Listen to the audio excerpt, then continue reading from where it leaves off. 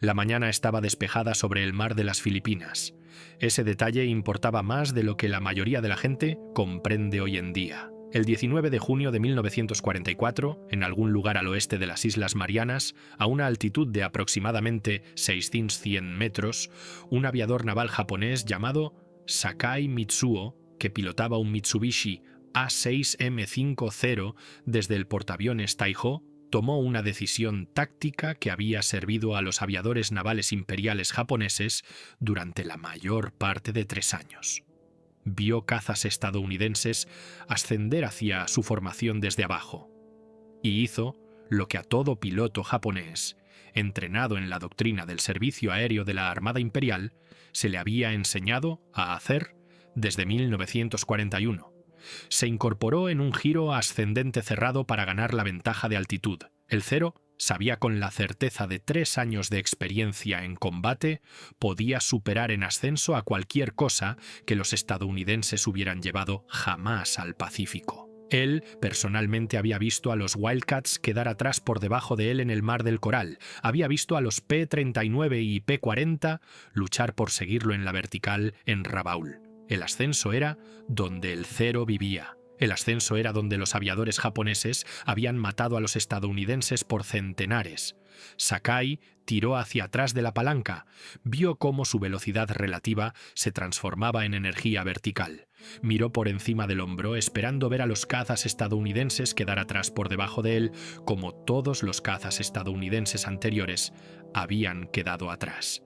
El caza estadounidense no estaba quedando atrás. El caza estadounidense, una máquina rechoncha, de alas anchas y brutalmente fea que nunca antes había visto en combate, estaba ascendiendo con él, sosteniendo su ritmo metro a metro. Luego estaba ascendiendo más rápido, luego estaba por encima de él, y entonces los proyectiles de calibre .50 comenzaron a llegar. Sakai Mitsuo no sobrevivió a ese combate, tampoco la mayor parte de la formación que lideraba. Para el anochecer del 19 de junio de 1944, la Armada Imperial japonesa perdería más de 300 aeronaves en un solo día, una catástrofe que los aviadores estadounidenses nombrarían con la crueldad casual de los hombres que finalmente tenían las mejores cartas. El gran tiro de pavos de las Marianas, The Great Marianas Turkey Shoot. Pero para entender lo que sucedió en los cielos sobre el mar de las Filipinas esa mañana, hay que entender lo que los pilotos japoneses en esas cabinas de Cero pensaban que sabían, porque durante 3 años lo que sabían había sido correcto. El Cero había sido el caza de portaaviones más letal del mundo. Los estadounidenses no habían construido nada que pudiera tocarlo en una pelea de ascenso. La doctrina de la aviación naval japonesa se había construido en torno a una certeza absoluta. Nosotros ascendemos. Ellos mueren. Lo que cambió no fue la doctrina japonesa. Lo que cambió fue que al otro lado del Pacífico, en una fábrica en Bethpage, Nueva York, un equipo de ingenieros de Grumman Aircraft había pasado 2 años construyendo la respuesta. Y en la mañana del 19 de junio de 1944, cada piloto japonés en el aire descubrió cuál era la respuesta en el mismo momento. Ahora, hágase la pregunta obvia. ¿Cómo?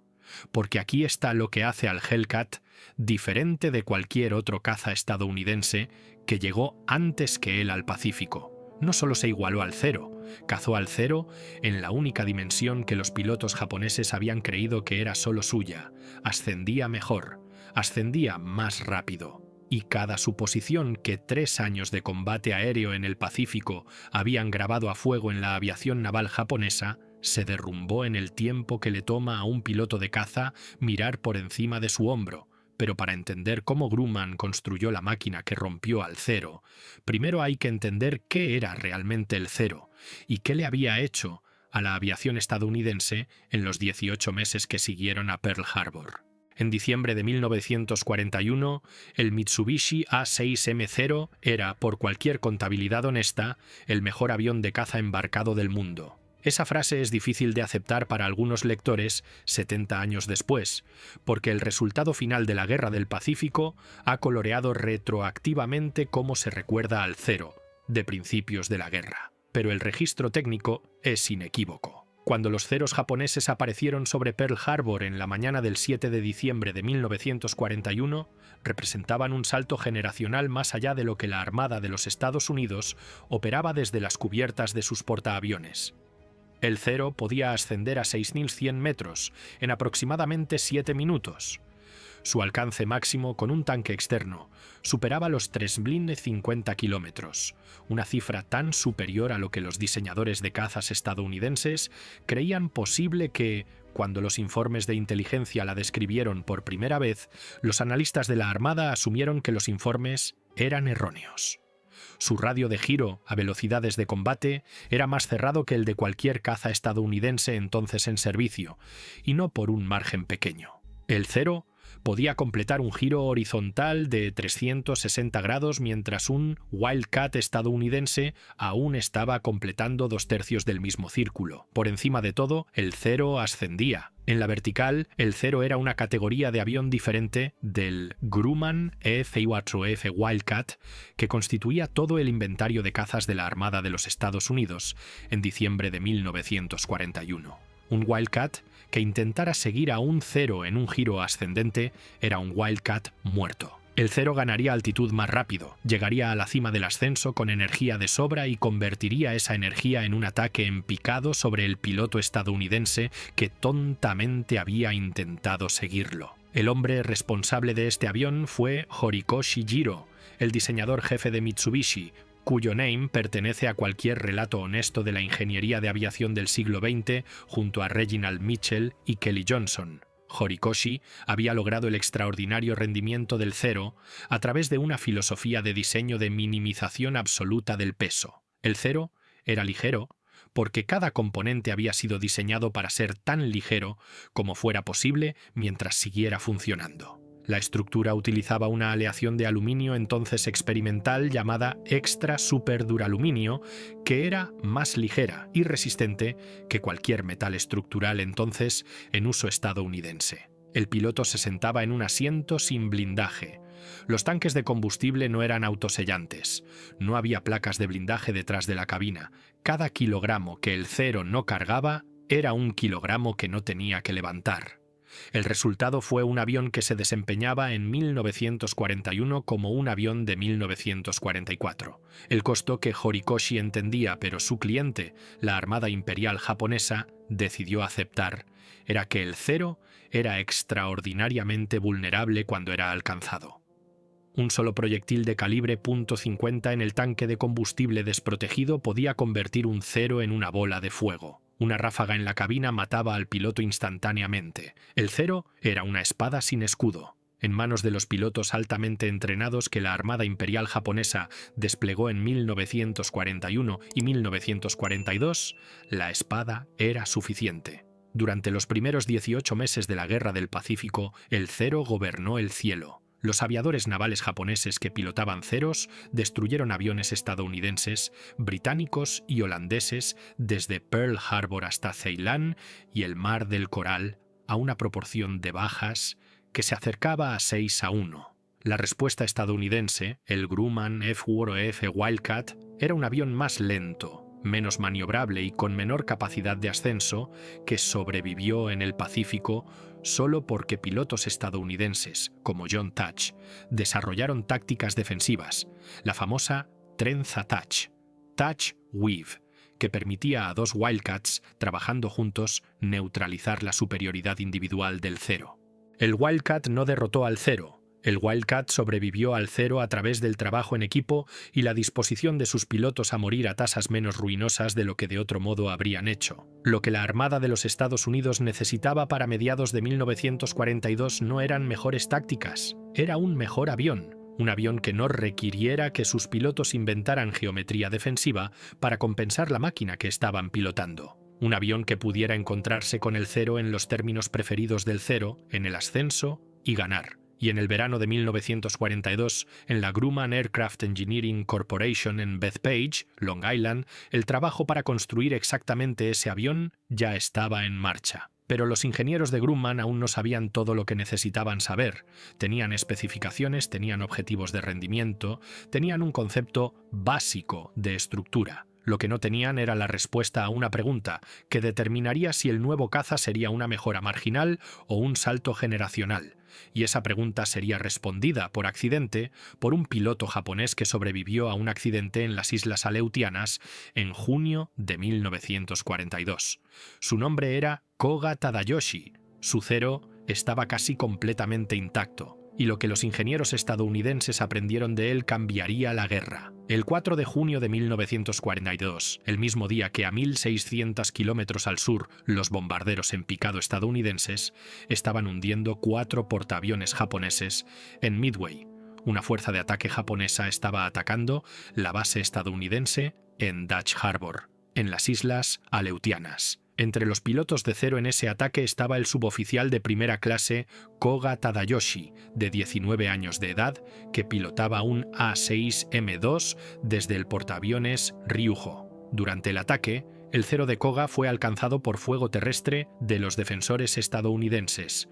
Una línea de aceite fue cortada. El motor comenzó a fallar. Koga, siguiendo el procedimiento naval estándar japonés, se separó de la formación e intentó llegar a un sitio de aterrizaje de emergencia designado en la isla de Akutan, un trozo estéril y deshabitado de roca volcánica donde los submarinos japoneses estaban esperando para rescatar a los aviadores derribados. Koga llegó a Akutan. Lo que desde el aire parecía un prado verde y plano resultó ser un pantano. Cuando su tren de aterrizaje tocó la superficie, las ruedas se hundieron, el cero se inclinó hacia adelante sobre su morro y Koga, cuyo asiento no tenía blindaje y cuyo arnés era insuficiente para contener un impacto frontal violento, se rompió el cuello contra la mira de las armas. Murió instantáneamente. El cero, sin embargo, quedó casi completamente intacto, invertido, parcialmente enterrado en el pantano, pero estructuralmente sin daños. Durante 5 semanas, el cero se quedó allí. Los submarinos japoneses que se suponía debían rescatar a Koga no pudieron encontrarlo.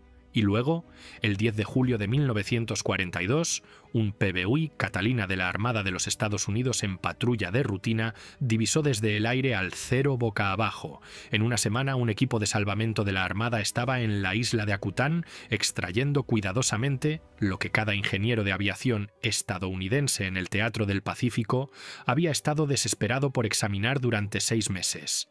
Un Mitsubishi A6M0 apto para volar y casi sin daños.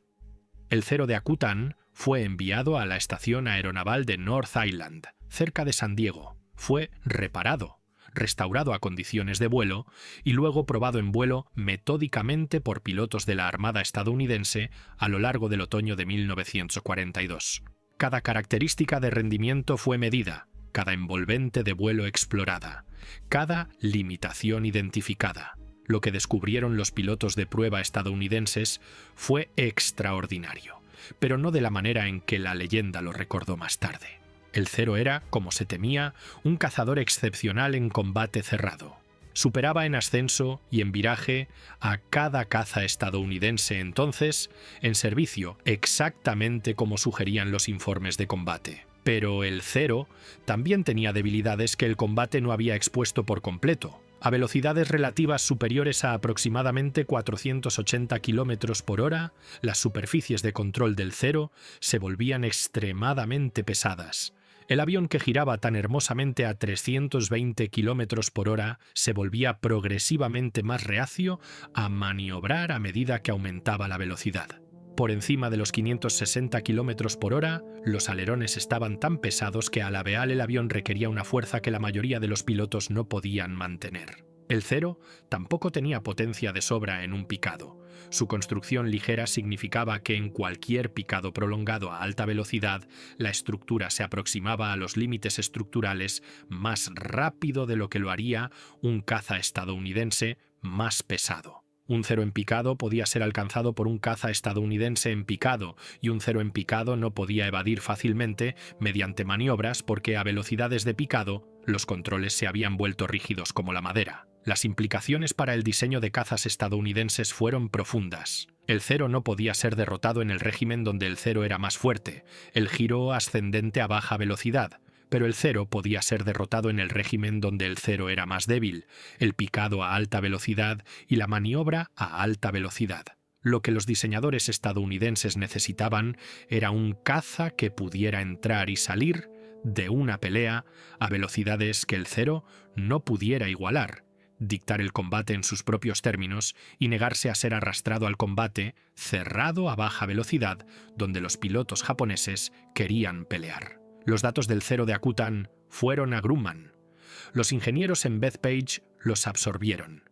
Ya estaban construyendo el F-6E Hellcat, un avión que había comenzado el trabajo de diseño en 1941 como un reemplazo refinado para el Wildcat. La especificación original había requerido un Wildcat mejorado, un motor más potente, mejor rendimiento, pero reconociblemente con la misma filosofía. Los datos de Akutan cambiaron la conversación. El Hellcat fue rediseñado en torno al nuevo entendimiento. Más potencia, más peso, aceptado como una compensación, blindaje más pesado, tanques de combustible autosellantes y, fundamentalmente, un ala mucho más grande optimizada para el rendimiento a gran altitud y el ascenso en el régimen donde el Zero tendría que operar contra él. El resultado fue un avión que en papel no se parecía en nada a la respuesta al Zero. El Hellcat pesaba casi el doble de lo que pesaba un Zero. Era más grande, más ancho, más feo. Tenía una sección transversal del tamaño de la puerta de un granero que a los aerodinámicos les parecía carente de gracia. Los pilotos estadounidenses que vieron por primera vez al F-6F en los campos de entrenamiento lo llamaron el tanque de aluminio. Nada en el Hellcat sugería que este avión superaría en ascenso a un Zero. El Zero era un caballo de pura raza. El Hellcat era un caballo de tiro.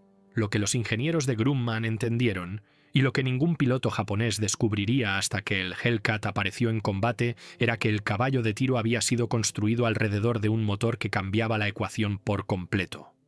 El Pratt & Whitney R2200 Double Wasp, 18 cilindros, 2000 caballos de fuerza, el motor de avión operativo más potente del mundo en 1943. Y un Hellcat con 2000 caballos de fuerza podía hacer algo para lo que nadie en la Armada Imperial japonesa se había preparado.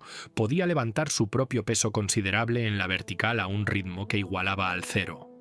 No porque la estructura fuera ligera, sino porque el motor tenía la fuerza bruta para hacer que el peso fuera irrelevante. El Hellcat podía ascender a aproximadamente 1060 metros por minuto. El A6M50, la variante en servicio a mediados de 1944, podía ascender a aproximadamente 945 metros por minuto. La diferencia no era enorme en términos absolutos, pero era decisiva en términos tácticos. El Hellcat podía igualar al Zero en el ascenso, y el Hellcat podía superarlo. Cada piloto japonés que se incorporó en un escape ascendente durante la segunda mitad de 1943 y la primera mitad de 1944 descubriría esto por sí mismo, por lo general, una sola vez. Los primeros F-6F Hellcats llegaron a los escuadrones operativos a principios de 1943. Para el otoño de ese año, estaban volando desde las cubiertas de los nuevos portaaviones de la clase Essex que estaban llegando al Pacífico, a un ritmo que la Armada japonesa no podía igualar. La contraofensiva estadounidense a través del Pacífico Central estaba comenzando, y el servicio aéreo de la Armada Imperial japonesa estaba a punto de encontrarse con un avión que no se comportaría de acuerdo con las reglas que habían aprendido a aplicar contra cada caza estadounidense al que se habían enfrentado anteriormente. La conmoción no vendría de golpe. Vendría en combates dispersos sobre las islas Gilbert, las Marshall, Truk, Rabaul, acumulándose en un patrón que los pilotos japoneses en los escuadrones de primera línea reconocieron mucho antes de que el cuartel general naval japonés en Tokio quisiera aceptar lo que significaba. El caza que no podía ser derrotado en el ascenso estaba siendo derrotado en el ascenso, y los hombres que mejor lo sabían eran los aviadores japoneses supervivientes que regresaban de cada combate con menos compañeros de ala de los que habían despegado. Hay un detalle en la historia de la derrota del Zero que casi todos los relatos populares omiten y que importa más que la ingeniería. El servicio aéreo de la Armada Imperial japonesa en junio de 1944 no era el mismo servicio aéreo que había volado contra los estadounidenses en el Mar del Coral y en Midway en 1942.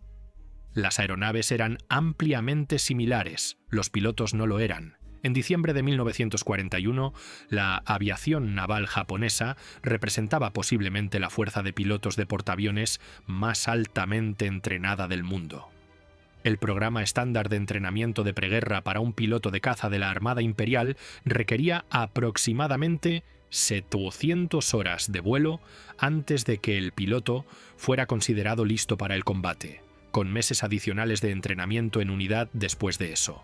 Los pilotos de portaaviones japoneses que llegaban a la línea del frente en 1941 a menudo habían acumulado más de 1000 horas de tiempo de vuelo. Eran, individualmente, los mejores aviadores navales del planeta. Entonces comenzaron a morir. Entre diciembre de 1941 y diciembre de 1942, el servicio aéreo de la Armada Imperial japonesa perdió un porcentaje sustancial de sus tripulaciones entrenadas antes de la guerra. En el Mar del Coral, en Midway, en los largos combates de desgaste sobre Guadalcanal y las Islas Salomón durante la segunda mitad de 1942, los hombres irreemplazables, los líderes de escuadrón que habían entrenado durante años, que habían practicado los aterrizajes en portaaviones hasta que la maniobra era memoria muscular, que podían leer un combate en el cielo de la manera en que un maestro de ajedrez lee un tablero.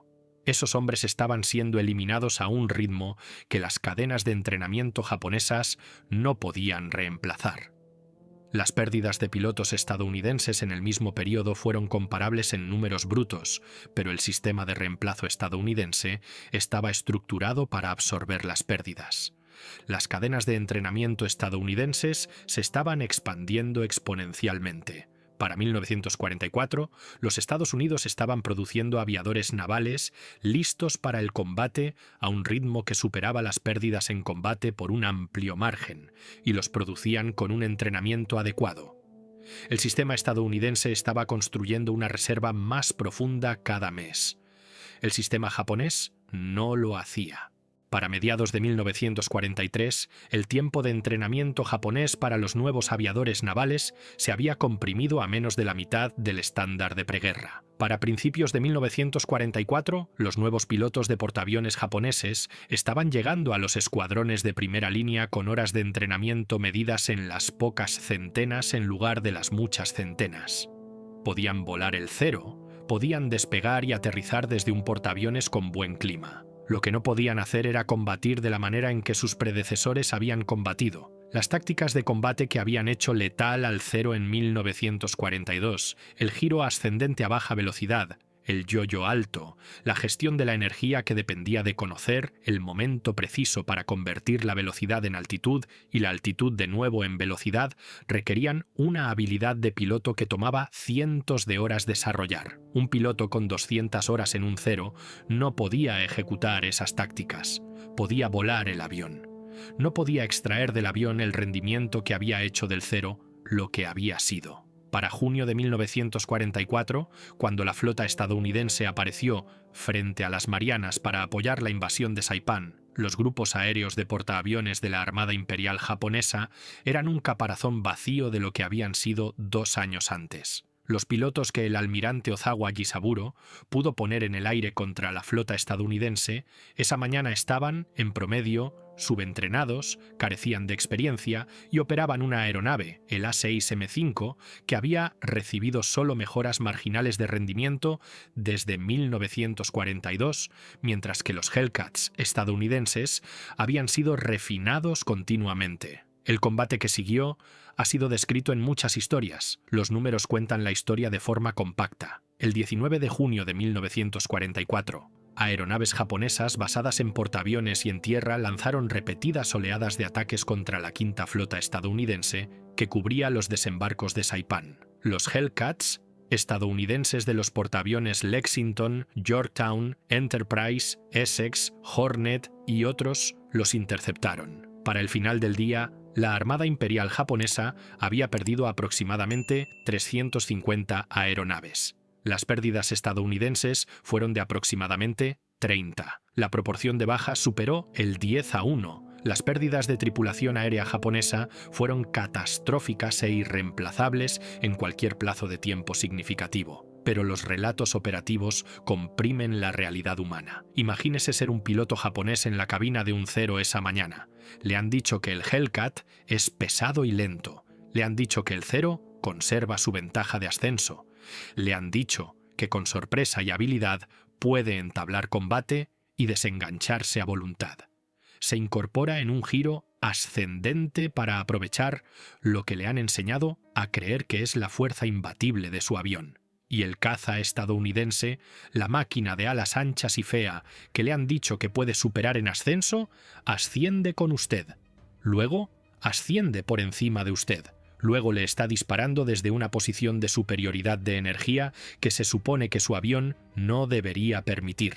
El teniente Sakai Saburo, el legendario as japonés que había sobrevivido al inicio de la Guerra del Pacífico y era para 1944 uno de los pilotos de caza más experimentados de la Armada Imperial, se encontró con Hellcats sobre Iwo Jima más tarde ese verano. En sus memorias de posguerra, describió el momento del reconocimiento con una precisión que captura lo que cada piloto japonés que sobrevivió al encuentro comprendió. El caza estadounidense, escribió, no estaba jugando al juego para el que su caza estaba diseñado. El caza estadounidense estaba jugando a un juego completamente diferente, y las reglas de ese juego favorecían al estadounidense. Sakai sobrevivió. La mayoría de sus contemporáneos no lo hicieron.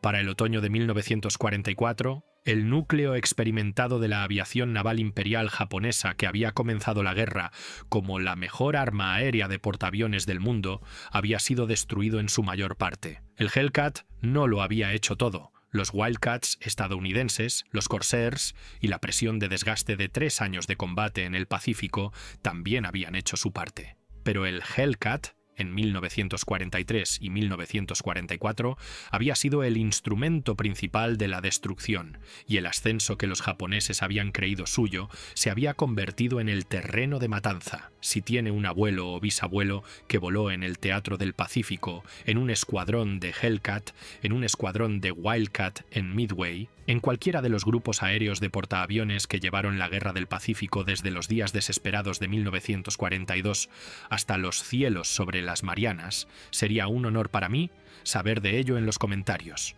¿Qué portaaviones? ¿Qué escuadrón? ¿Qué le contaron sobre el avión y qué le contaron sobre los hombres que no regresaron a casa? Esos recuerdos viven en los registros familiares y en ningún otro lugar, y valen más que cualquier cosa en cualquier archivo. Hay un detalle final en la historia del F-6F Hellcat que merece ser examinado con honestidad, porque habla de algo más grande sobre cómo se ganan realmente las guerras. El Hellcat no era un avión hermoso, no era un avión elegante, no era, en el sentido de la ingeniería, un avión refinado o sutil. El Hellcat fue, por diseño deliberado, la respuesta a un problema específico resuelto con los recursos específicos que los Estados Unidos poseían en abundancia. Los Estados Unidos tenían acceso a combustible de aviación de alto octanaje en cantidades con las que Japón solo podía soñar. El motor Pratt & Whitney del Hellcat estaba optimizado para extraer el máximo rendimiento del combustible de 100 octanos. El combustible de aviación estadounidense estándar de la guerra, el cual entregaba sustancialmente más potencia que los combustibles de menor octanaje disponibles para las aeronaves japonesas. Los Estados Unidos tenían acceso a vastas cantidades de aluminio, acero y caucho. El Hellcat fue construido pesado porque los materiales estaban disponibles y porque el peso compraba blindaje, tanques autosellantes y redundancia estructural que mantenía vivos a los pilotos estadounidenses. Los Estados Unidos tenían una capacidad de entrenamiento de pilotos que podía producir aviadores listos para el combate en números a los que la Armada Imperial japonesa no podía aproximarse. El Hellcat fue diseñado para ser relativamente dócil de volar, para poder recuperarse de pérdidas de control de vuelo que habrían matado a un piloto menos experimentado en un avión menos dócil, y para poder recibir mantenimiento por parte de mecánicos que a su vez habían sido entrenados en programas comprimidos de tiempos de guerra. El Hellcat era, en otras palabras, un avión diseñado para las condiciones reales de la guerra que los Estados Unidos estaban combatiendo, no para la belleza abstracta de un avión diseñado en aislamiento de esas condiciones. Para el final de la guerra, a los F-6V Hellcats se les había acreditado la destrucción de aproximadamente 500 aeronaves enemigas, en combate aéreo el total más alto de cualquier tipo de caza estadounidense de la guerra. La proporción de derribos por pérdidas del Hellcat en combate aéreo contra aeronaves japonesas fue de aproximadamente 19-1, una cifra tan desequilibrada que algunos historiadores han pasado décadas intentando matizarla. Los matices tienen mérito. Los pilotos estadounidenses estaban mejor entrenados, eran más numerosos y operaban con mejor combustible y mejor dirección por radar. Los pilotos japoneses estaban subentrenados, exhaustos y cada vez más forzados a tácticas desesperadas que los exponían al poder de fuego estadounidense, de maneras que los pilotos japoneses de preguerra nunca habrían aceptado. Todos esos matices son ciertos. Ninguno de ellos cambia el veredicto fundamental. El Hellcat fue el avión que rompió a la aviación naval imperial japonesa en el aire. Lo hizo no por ser el caza más refinado de la guerra, sino por ser el caza correcto, construido en las cantidades correctas, en el momento correcto, con la combinación correcta de características para las condiciones en las que tendría que combatir. Ahora aquí está el veredicto forense, porque de esto se trata realmente la historia del Hellcat. Y no es la historia que la mayoría de la gente cuenta. La versión popular de esta campaña es una historia sobre la superioridad industrial estadounidense, una historia sobre cómo las fábricas estadounidenses superaron en producción a las fábricas japonesas y abrumaron a la Armada Imperial con puros números. Ese enfoque es parcialmente cierto, pero pasa por alto la lección más duradera. Lo que hicieron los ingenieros de Grumman entre 1941 y 1943 fue algo más disciplinado que simplemente construir más aviones. Leyeron cada pieza de información que la guerra les estaba dando. El Cero de Akutan les dijo lo que el caza japonés podía y no podía hacer. Los informes de combate del Pacífico les dijeron lo que sus propios pilotos necesitaban para sobrevivir. Las características de rendimiento del nuevo Pratt & Whitney R2800 les dijeron lo que era posible si aceptaban la penalización de peso de una estructura más grande. La base industrial estadounidense les dijo con qué materiales y con qué volúmenes de producción podían planificar. Cada dato redirigió el diseño hacia un avión que nadie en 1940 habría predicho que derrotaría al Cero. El Hellcat no parecía un asesino de ceros, parecía una máquina pesada, fea y de fuerza bruta, pero el Hellcat había sido diseñado para ganar el combate específico que realmente se iba a librar en el Pacífico en 1943 y 1944. Contra un enemigo cuyas fortalezas y debilidades de aviación eran conocidas, con pilotos estadounidenses cuyas características de la cadena de entrenamiento eran conocidas, en condiciones que la inteligencia estadounidense había previsto razonablemente. El Cero, en 1944, seguía siendo, en muchos aspectos medibles, un avión más elegante que el Hellcat. Era más ligero, giraba más cerrado a bajas velocidades, tenía mayor alcance. La filosofía de diseño original de Horikoshi Jiro era, en el plano abstracto, más sofisticada que lo que Grumman había producido en Bethpage. Pero la elegancia no es la victoria. El Hellcat había sido diseñado para ganar el combate real, no para ser el avión más refinado de su generación. Y en el combate real, el Hellcat ganó. Hay una lección en esto que se extiende mucho más allá de junio de 1944 y mucho más allá del Pacífico. El bando que construye para la guerra que realmente va a combatir, con información honesta sobre su enemigo e información honesta sobre sí mismo, derrota al bando que construye para una versión idealizada de la guerra que preferiría combatir. La aviación naval imperial japonesa entró en la guerra con un avión optimizado para una campaña corta y decisiva contra las fuerzas aliadas de preguerra. La aviación naval estadounidense entró en la guerra por detrás, aprendió de las primeras derrotas y construyó un avión optimizado para una campaña larga y de desgaste contra el enemigo al que realmente se había enfrentado.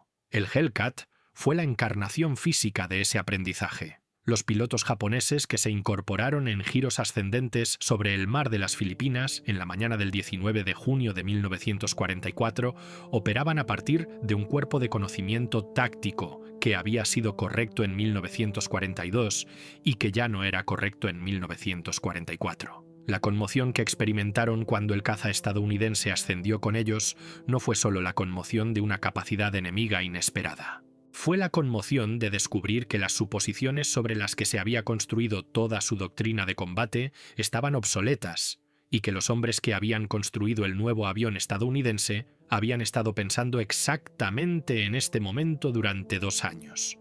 El Zero había sido el dios que gobernaba el cielo. El Hellcat fue la respuesta que se había construido específicamente para destronarlo.